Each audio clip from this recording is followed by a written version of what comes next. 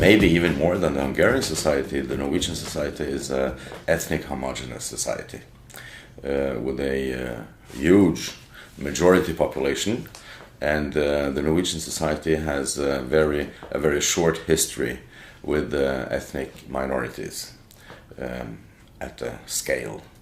So there is a job to be done. We have good funding. The authorities see a strong civil society as a benefit to the society in general, and it's not always easy to get the funds we need, but if you look at it with foreign eyes, you would say that we're being funded nicely. We don't get funding depending on supporting the government, for example. We get funding although we criticize, which is what we do a lot of the time, because they do see that as an important factor, that we do stand up and we answer hearings, we disagree with law amendments, for example. And that's an important part of our work that creates a strong civil society and involves the general population into the government system in a way. The Norwegian people has not too much knowledge on Islam. They don't know too much about Judaism. They don't know too much about the Roma people. So I think knowledge is an utfordring, a challenge. Mm-hmm. And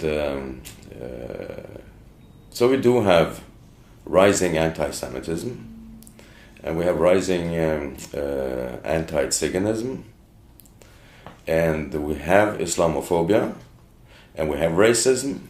So we have a lot to do. So we still have need of NGOs like Center Against Racism. I think what you see in Norway is that you see less structural racism, less obvious racism. You find less clear racists on the streets, for example. You don't find anyone very few going around shouting racist slogans.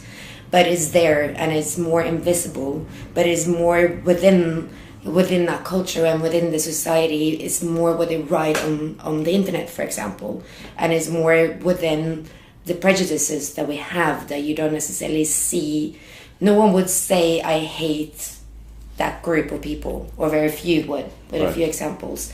But they will use examples why Islam is a big problem for our society, how the Roma is poor and eat rats, for example. So there's all these things that slightly like drips that happens constantly, which means that for a minority living in Norway, they will experience racism on some levels. They will feel it, but it's hard to pinpoint exactly what it is.